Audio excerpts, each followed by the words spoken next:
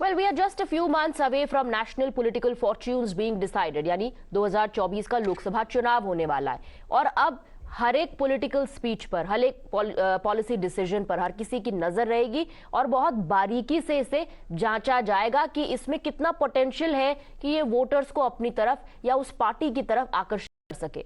Since our last national survey, we have seen several narrative changing moves. A special session, women's quota bill, caste census pitch, and the serial attempts to slander Sanatan. Have any of these issues managed to change the game for any of the political parties?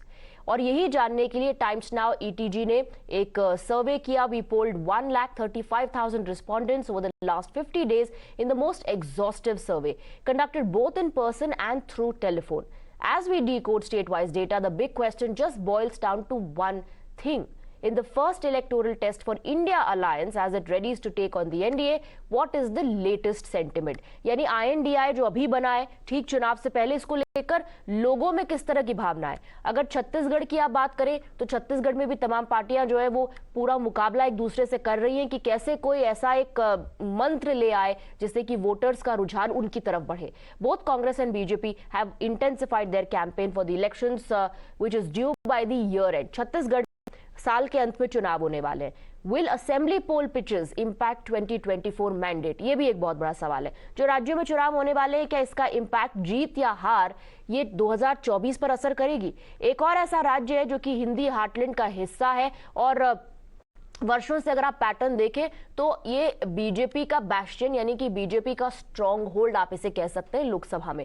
लेकिन saffron party which faces 18-year anti incumbency at the state level, will it impact national prospects in any way? Madhya Pradesh की बात हम कर रहे हैं. अगर आप आगे बढ़े और दूसरे राज्यों की बात करें तो बहुत ही करीबी मुकाबला इन राज्यों में इस वक्त नजर आ रहा है. तो हिंदी हार्टलैंड में दबदबा किसका रहेगा? क्या जो ट्रेडिशनल वोटिंग पैटर्न है उसी हिसाब से आप देखेंगे कि राज्यों में और आने वाले 2024 के चुनाव पर भी असर पड़ेगा? Let's open this up and go across to our guest. We are joined by Tushar Gupta, senior editor Swarajya. We also have Romesh Sabharwal, leader of the Congress. I first want to go across Tushar Gupta. Tushar Gupta, you know, amidst all this, the survey that we've done and the political campaigning which is intensified in Madhya Pradesh, Shivraj Singh Chouhan said, अगर मैं जाऊंगा तो बहुत याद आऊंगा. The Congress party has translated it as कि ये हारने वाले, ये क्या इनकी सरकार भी जाने वाली है. क्या आपको ऐसा सेंटिमेंट नजर आ रहा है ऑन ग्राउंड? देखिए, 18 साल के बाद जाहिर सी बात है किसी भी सरकार के अगेंस्ट, किसी भी पार्टी अगेंस्ट एक एंटी इनकम्बेंसी बनती है. पर अगर आप ETG सर्वे देखें जो मध्य प्रदेश के लिए किया गया था बाय टाइम्स नाउ, उसमें भी कांग्रेस के पास एक एज ही है. पर अगर आप 2018 का इलेक्शन देखें, ऐसी 20 से 25 सीटें थी जहां कांग्रेस का विनिंग मार्जिन 5000 वोटों से कम था. तो जो एक मार्जिन था 2018 में वो बहुत कम था. और फिर भी 2023 में 18 साल की एंटी इनकम्बेंसी के बाद हम कांग्रेस को चुनाव नहीं दे सकते. We can not predict at this point that Congress will register a landslide victory. So that in itself is an achievement for Shivraj Singh Chouhan. However, him saying कि अगर मैं जाऊंगा काफी याद आऊंगा, वो ये भी हो सकता है कि अब शायद भाजपा एक लीडरशिप चेंज देखना चाहती है मध्य प्रदेश में, या फिर शिवराज सिंह चौहान का ये पोल पिच है. जो भी है, it's too early to give MP to the Congress और टू द बीजेपी. बहुत नैरोली कंटेस्टेड इलेक्शन होगा और इसमें जो एक सबसे इंपॉर्टेंट फैक्टर होगा वो होगा महिला वोटर. उनका रुझाव किस तरफ होता है, लाभार्थी वोटर है वो, क्या स्कीम्स का इंपैक्ट रहेगा, लाभार्थी लाडली बहना स्कीम्स जैसी काफी प्रोग्राम्स लॉन्च किए गए. That would be the deciding factor in the MP elections. So it's too early to concede a defeat for Shivraj और a victory for the Congress. जी, मध्य प्रदेश के आंकड़े हम इस वक्त दिखा भी रहे हैं जो कि सर्वे के मुताबिक नजर आ रहे हैं. रोमेश सबरवाल जी, INDI का बहुत असर दिखाई नहीं दे रहा है अगर आप वोट परसेंटेज की बात करें तो. मैं लोकसभा 2024 के लिहाज से बोल रही हूँ. Ma'am, definitely, there is no doubt that there is a tough fight between both of us, both the parties, BJP and Congress, in the heartland of the northern India. You know that we lost very badly last time, and the BJP has done very well into last parliament elections. But this time the people are fed up from Modi ji. His jumlas, he's speaking misleading every day, every time he's used to misinform the fellow citizens of the country. Notbandi, GST, Gabbar Singh tax, which Rahul ji has taken up so much, many issues, price hike. So people are fed up at the dictatorship attitude. It's a totally a mandate is going against the people of India have already decided. That's why the India Alliance one-to-one fight. But this will be a one-to-one fight. Definitely the BJP will go out. So this is the call, when you will get the results of the assembly elections after Karnataka and Himachal, you have seen Himachal was a very strong hold of the BJP.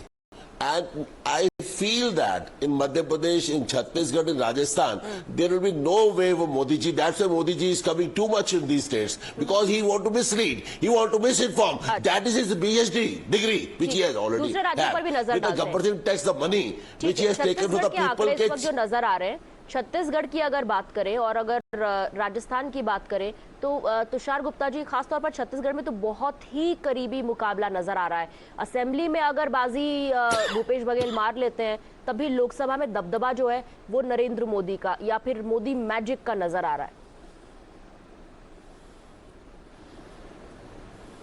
देखिए 2018 अगर आप याद करें दिसंबर में Bhajpa Rajasthan, MP और छत्तीसगढ़ तीनों states हार गया था। People had written off the BJP for 2019 national elections, and yet they made a brilliant comeback in all the three states. In Rajasthan, I don't even remember if Congress won a single seat. I'm not clear about it. But वही बात है, लोगों ने उस वक्त decide किया था कि हमें स्टेट लेवल पर चेंज चाहिए, पर nationally will stick to Narendra Modi. 24 में अगर आप देखें अभी जो भाजपा की एक पोजीशन है, कुछ महीने पहले की अगर बात करें Chhattisgarh was given to the Congress, पर आज वहां भी एक क्लोज फाइट है। राजस्थान में भाजपा के लिए एक विक्ट्री परेड की जा रही है, प्लस वो एक स्विंग स्टेट है तो ट्रेंड्स भी वैसे रहे। तो ऑल इन ऑल जो भाजपा और कांग्रेस की पोजीशंस है वो 2018 जैसी नहीं है। भाजपा काफी स्ट्रांग है और कांग्रेस काफी कमजोर है।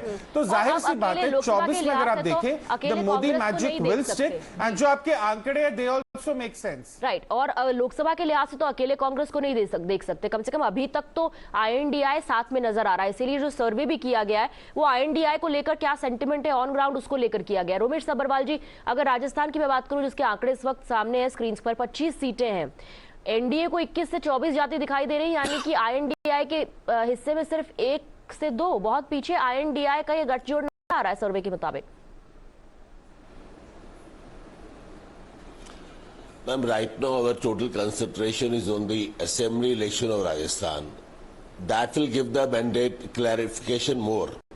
We know that Ashok Gehlot leadership and Sachin Pilot, both of them, they have joined together, and with the Congress leadership, we will definitely win Rajasthan. We had worked there, हमने काम किया है लोगों को। मैं भी अभी राजस्थान में हूँ, मैं देख रहा हूँ कि पब्लिक में इतना कांग्रेस के प्रति इतनी ज्यादा जोश है।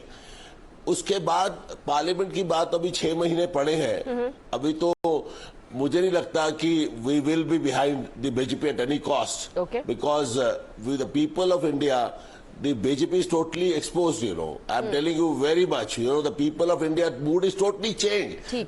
They are fed up from Modi ji's jumlas. Every day the people say that he comes on a TV and speaks only speeches. That is your assessment. I'm just going by what the survey. One second, man.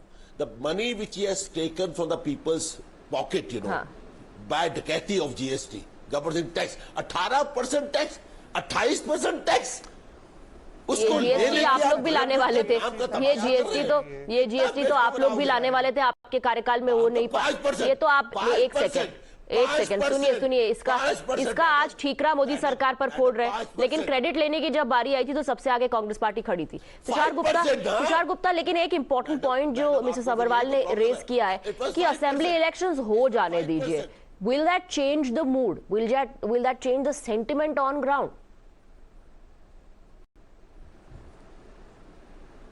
Did that change the sentiment in 2018? 2019 में भी अगर आप देखें तब कर्नाटका में भी कांग्रेस सरकार थी, हिमाचल एक स्विंग स्टेट रहा है जैसे राजस्थान रहा है, पर अगर आप 2018 में जनवरी 2019 पे भाजपा की स्थिति देखें, did that change the national mood for the Lok Sabha elections? Then absolutely not. और आज तो भाजपा की पोजीशन काफी स्ट्रांग है, कांग्रेस काफी कमजोर है। देखिए 24 का जो एक सिंपल अरिथमेटिक है जो ETG सर्वे से भी सामने आता है, Congress, not the alliance, not UPA, Congress as a party which are the states where it can put together 80 seats and win. अगर कांग्रेस आज 2024 में खुद के बलबूते पर 80 सीट्स नहीं जीत पाता, अलायंस का इंपैक्ट जीरो रहेगा. Bhajpa will come back or the NDA will come back with at least 320 seats. Where is the Congress going to win its 80 Alright, seats of from? course, That's the ये तो simple सर्वे question. के आंकड़े हैं जिस पर हम बात कर रहे हैं, सर्वे के नतीजे हैं, बट एक्चुअल नतीजे तो चुनाव के बाद ही आएंगे.